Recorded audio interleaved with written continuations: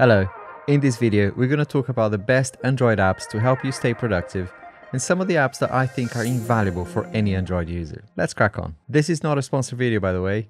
These are all the apps that I personally use and I think are really useful. Starting with Forest. The worst enemy of productivity is distraction. And let's face it, we're all guilty of it. And I found that the best way to focus is by using this app that pretty much locks the phone for a specific amount of time, like 15, 20 minutes or 25 minutes. You could still unlock it, but then you wouldn't get the reward, which in this case is a tree. And if you don't plant a tree, you don't get your forest. So there's this really satisfying side of it, which makes you feel really good for both completing that important task, but also to see your forest grow. Whenever you look at the phone, there's an encouraging message telling you to leave the phone alone and go back to your work. And if you're watching this video before Earth Day, Forest are running a really cool campaign right now to put the phone away and do something that benefits our planet. It's really cool. Check out their Instagram and the app itself for more details. They have some great challenges as well and a paid option that lets you plant with friends. And that's really where the fun starts because, you know, we all have a competitive side and this could really help you finish your important tasks whilst having some fun with friends and family. You also want to make sure that you enable deep focus mode so that it's really hard for you to get distracted. When I'm not working in a team and I have a specific project to work on for myself that has a little bit more complexity, like creating these videos for YouTube, then I use Notion as well. It has apps for iOS and Android, so if you're using an iPad and an Android device like myself, it will work without any issues.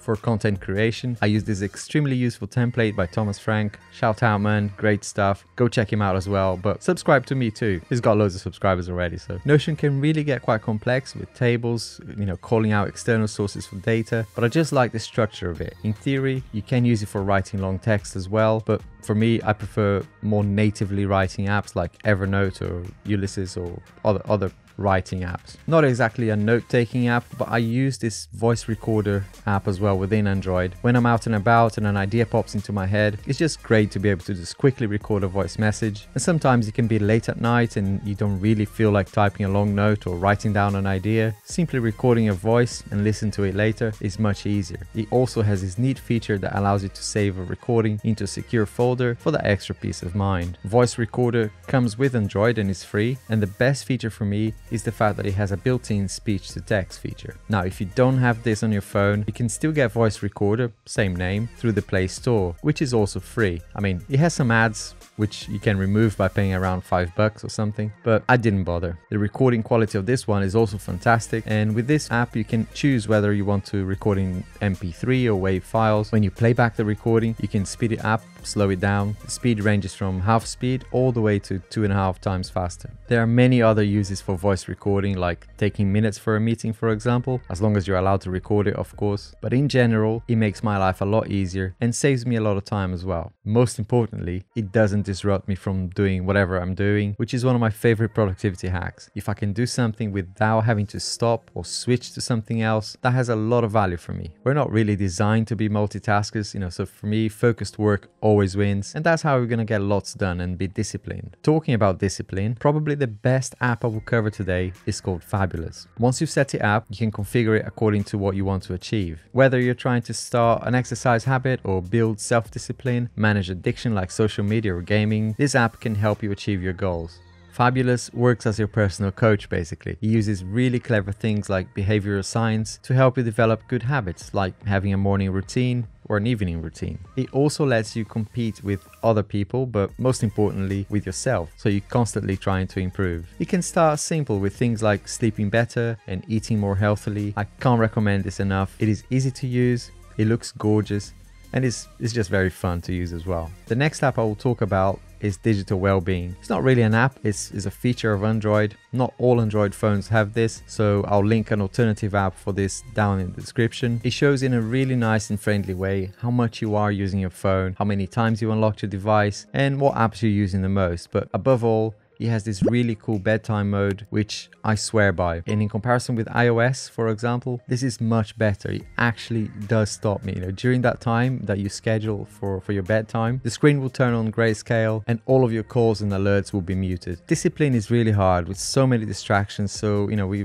get really quite lost in scrolling social media. And sometimes the simple fact that the screen has gone to grayscale is for me enough as a reminder that it is time to turn things off and start relaxing for the next day ahead. ahead. Learning is another great way of not wasting hours and hours scrolling on social media and instead to level up our skills. By the way, this video is not sponsored by Skillshare. Even sounds wrong, right? This is probably the only video on YouTube that's not sponsored by Skillshare or Squarespace. But in a way, it probably gives you some peace of mind that whenever you hear other creators saying that they are sponsored by Skillshare, that they are actually talking about a quality product, because I'm using it, I paid for it, and I'm not sponsored by them. The app is really easy to use and has lots of incredible professionals in the app that have mastered their trade and are on Skillshare, providing their own courses, sharing their own secrets. Really great app. Expensive, but worth every penny for me. Right, let's talk about Udemy. There are dozens of online learning apps out there, and if you are not too sure about the expensive ones, maybe try something like Udemy. I used it a lot for my other business, which is around technology consultancy. Like many industries,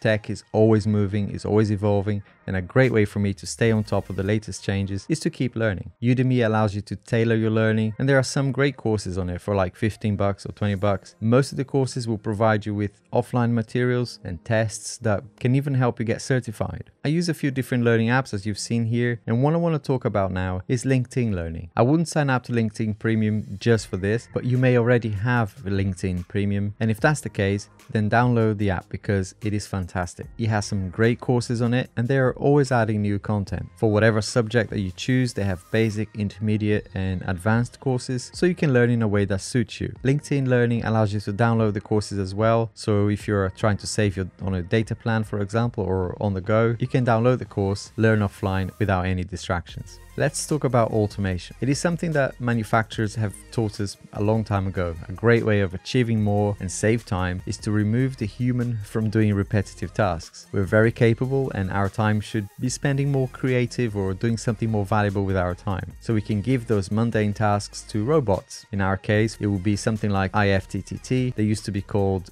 If This Then That. Unfortunately, they charge for a pro version now. It used to be entirely free. So my recommendation is to start with the free version, and if you like it, upgrade to the pro version. With all the Alexa, Siris, and Google Home that we've got, this smart home stuff that we've got at home, it can become a mess to remember where you've created an alert or a reminder. So I have a task, for example, that allows me to synchronize all of those and load them into my to-do list, for example, either in Evernote or Todoist. And there's some cool options as well, like automatically flashing your hue light to indicate an event, like an email you received, or when a location changes, or something like a weather alert, because UK for me. Talk about location. As we start to move around and be able to explore this beautiful planet of ours, it is important not to get lost. Well, sometimes it's quite fun to get lost, but what is not fun is trying to share your location with your friends when you're trying to get to an event. Well, 3 words have mapped out the entire planet and created these unique 3 words addresses for every 3 square meters on the planet, and they will never change. Street addresses can sometimes suck, right? Whether you're driving or walking somewhere new, having a zip code or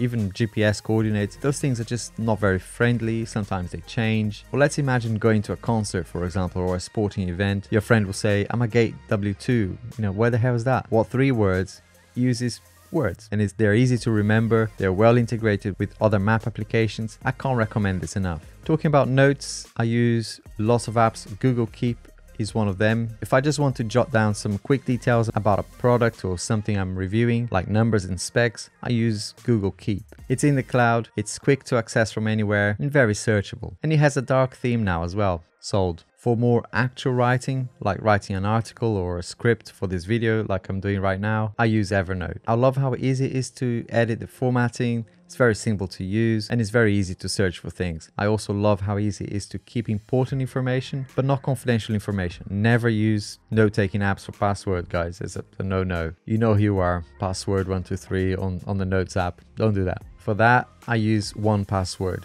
This is a fantastic tool. I've used it for many years now, and the fact that this is a fantastic security app is kind of secondary for me. It saves time, and even though it's not necessarily a productivity app, it does reduce the amount of time I'd have to spend resetting lots of passwords, logging into my emails, receiving text messages. You know the drill. When you reset a password, it adds time, and it's painful. You don't want to be doing that all the time. With 1Password, it synchronizes across all your devices and smartwatches as well. There are similar ones out there, but for me. The way this integrates with the browser, it's multi-platform, so iOS, Android, Mac, Windows. It has a browser plugin as well, so really useful. In a world where we have millions of bots out there, forget the hackers. There are millions of machines out there trying to hack us several times a day. The app will help you choose complex passwords, but the beauty of it for me is that you don't need to remember them. The app will do that for you. I use this every day, several times a day. So if something like Twitter or Facebook got hacked, it will alert you to say that the account that you used in those services has been compromised, and it will alert you to change the password. To really protect yourself, especially for the things that you care about, like your social media accounts and your important usernames and passwords, you have to enable two-factor authentication, or 2FA. And for that, there are two options really. There's a software option, an app option, or a hardware option. For the software option, which we'll talk about here, I like Google and Microsoft Authenticator apps. It's a bit fiddly to set it up, and you have to make sure that you keep the backup codes that they give you in a safe place, so that in case you lose your device, you can still recover them. And there are some hardware options as well, but I didn't want this video to become all about cybersecurity, so we'll leave it there for now. Maybe I'll do a separate video if you want more on cybersecurity. Just let me know in the comments. This video is part of a series, so make sure to subscribe so you don't miss out on the next one. And don't forget to hit the notification bell right next to the subscribe button. And comment down below with the hashtag BellGang to join the fastest growing community on YouTube. Lots of people already joined, so come join us. It's free, and I'll see you and your smiling faces in the next one.